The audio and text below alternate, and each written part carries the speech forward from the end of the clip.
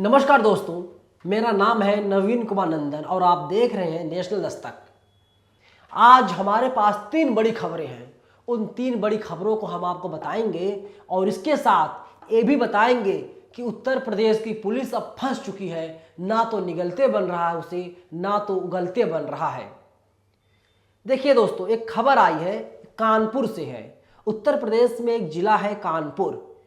आपको पता होगा किस तरीके से गुस्ताखी की थी नबी की शान में बीजेपी की पूर्व प्रवक्ता नुपुर शर्मा। इसके बाद कानपुर, इलाहाबाद, सहारनपुर जैसे तमाम शहरों में दंगा भड़क गई, हिंसा हो गई, तमाम लोग घायल हो गए, पुलिस वाले चोटिल हो गए। और पुलिस ने क्या किया आपको भी पता है, वही रवैया अपनाया जो हर बार अपनाती है। इस बार भी अपनी दामन पे उत्तर प्रदेश की पुलिस ने, कानपुर की पुलिस ने दाग लगा लिए हैं और ऐसा कलंक लगाया है अपने वर्दी पे, वो कलंक जो है मिटने वाला नहीं है इतनी जल्दी।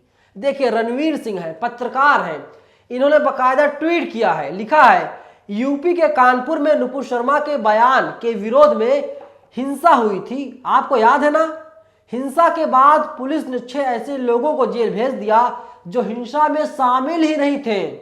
घर वालों ने पुलिस को सबूत दिखाए। अब पुलिस इन निर्दोष लोगों को जेल से बाहर लाने की जुगत में लगी है ना कमाल की बात? बिल्कुल कमाल की बात है रणवीर सिंह। अगर कमाल की बात नहीं होती तो पुलिस बेगुनाहों को, निर्दोष लोगों को जेल नहीं भेजती, उनकी पिटाई नहीं करती। आपने वो वीडियो देखा था, वो मंजर देखा था कि सहारनपुर में किस तरीके से पिटाई की जा रही है बेगुनाहों की।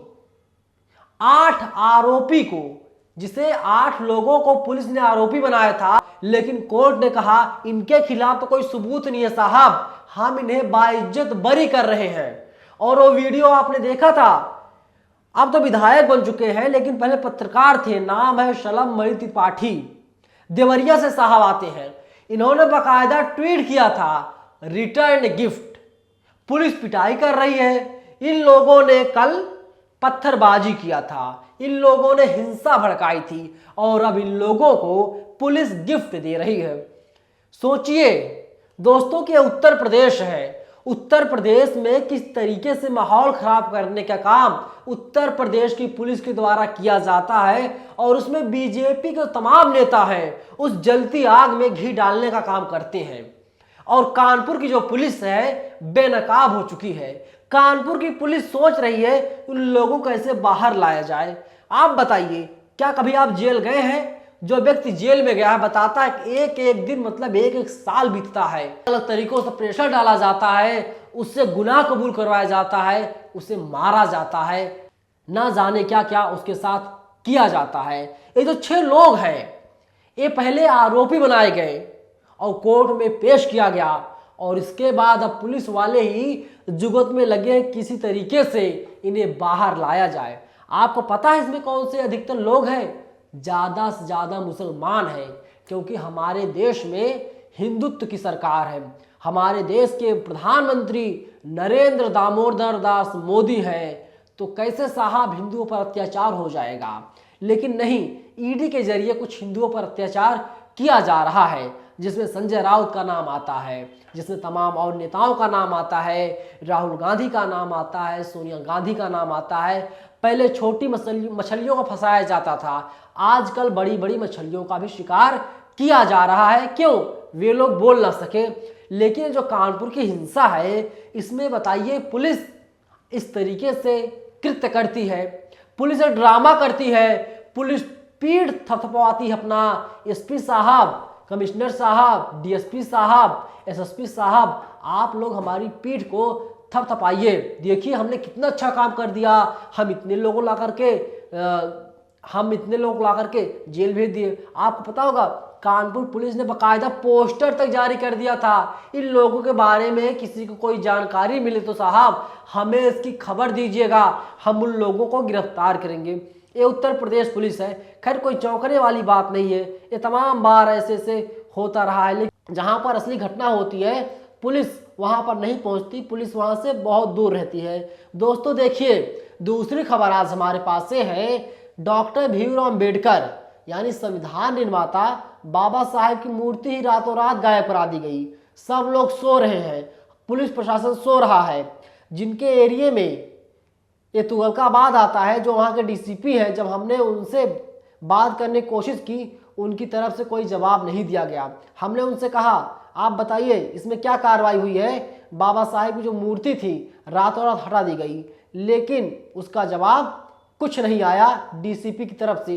मैं डीसीपी का नाम भी बता रहा हूँ, ईशा पांडे नाम है, दक्षिण पूर्वी दिल्ली के डीसीपी महोदया हैं।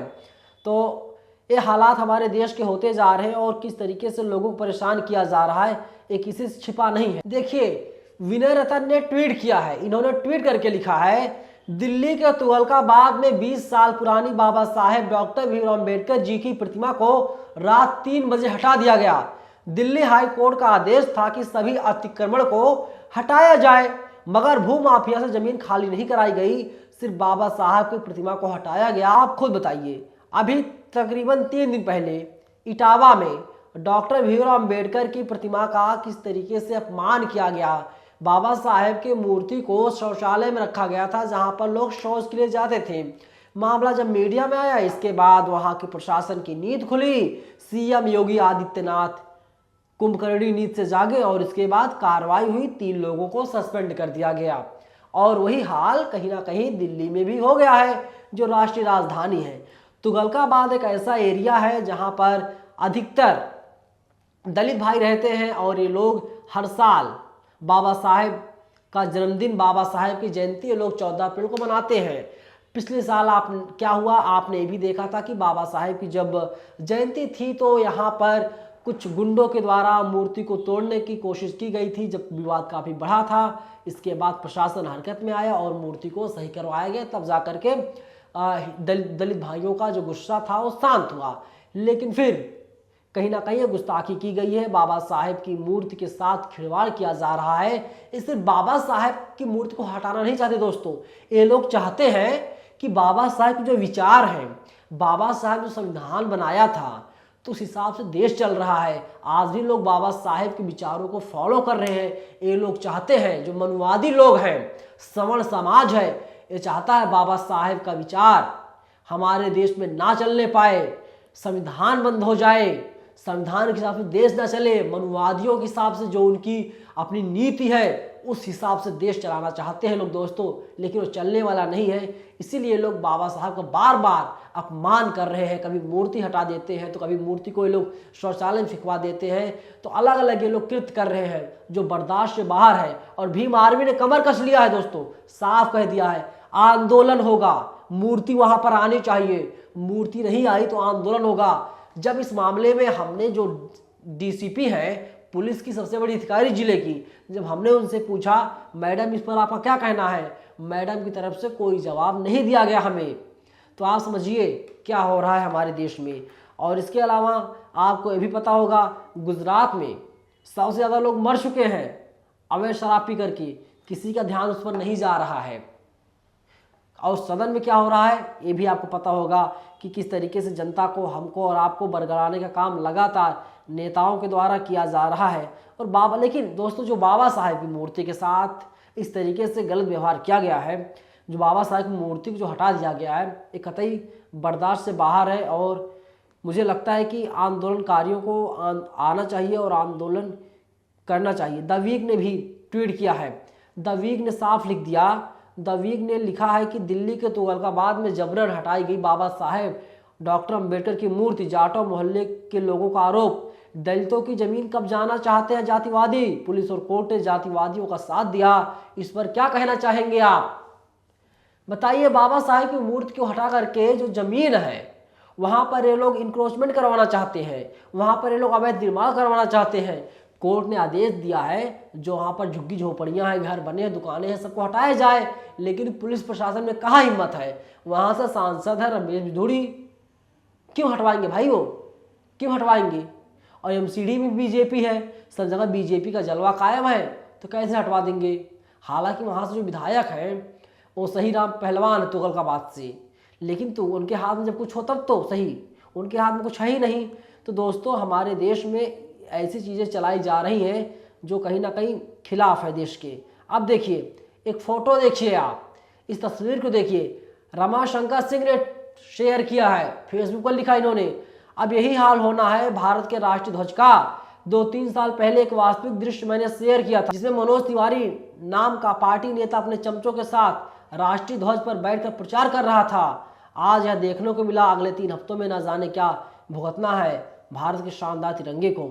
अब आप बताइए, तस्वीर देखिए, आपकी स्क्रीन पर जो तस्वीर है, इसका अपमान किस तरीके से किया जा रहा है।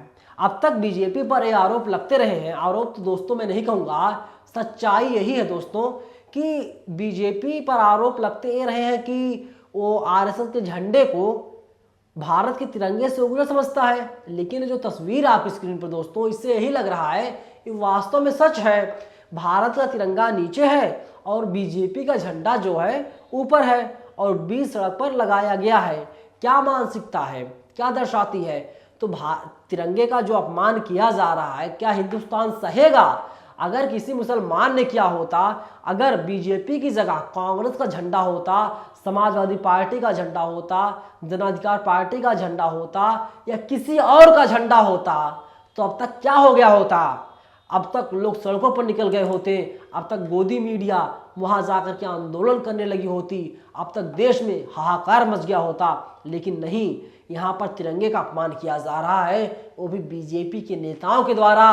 बीजेपी के झंडे के नीचे तिरंगा है। बीजेपी वाले दोस्तों हरदम ही चाहते हैं जो आपका तिरंगा है हरदम नीचे रहे। मैंने अभी कुछ दिनों पहले एक वीडियो बनाई थी लखनऊ से, वो ट्वीट किया गया था, हालांकि जो तस्वीरें थी वो इलाहाबाद से आई थी दोस्तों। उसमें साफ यही था, दिख रहा था तिरंगे का अपमान किस तरीके से बीजेपी के तमाम आला अधिकारी कर रहे हैं। और जब हमने उस मुद्दे को उठाया, इसके बाद तब जाकर के ट्वीट को डिलीट करवाया भारतीय जनता पार्टी ने। हमने योगी आदित्यनाथ को भी टैग किया था, जो मुख्यमंत्री हैं, उन्होंने कहा कि इसको हटाया जाए। और यहाँ पर तिरंगे का अपमान खुलेआम किया जा रहा है और इस पर ध्यान देने के लिए कोई तैयार नहीं है। लोग अलग अलग कमेंट्स कर रहे हैं, लोग कमेंट करके ही बताने की कोशिश कर रहे हैं कि भाजपाई पुलकित हो रहे हैं, इससे देख करके ये शुरुआत अभी है, और लोग अलग अलग अपनी अपनी राय रख रहे हैं। लेकिन दोस्तों हमारे यहाँ ये क्या होने जा रहा है, आप खुद सोचिए।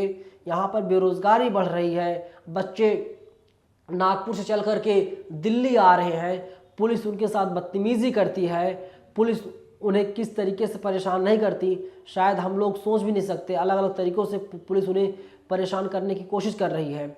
देखिए, राजेश साहू नाम के ट्विटर यूजर है, ये दैनिक भास्कर में पत्रकार है लखनऊ में, इन्होंने ट्वीट किया है, 61 दिन से पैदल चल रहे बेरोजगारों को यूपी में अफसरों ने धमकाया, धूप में बैठाए रखा।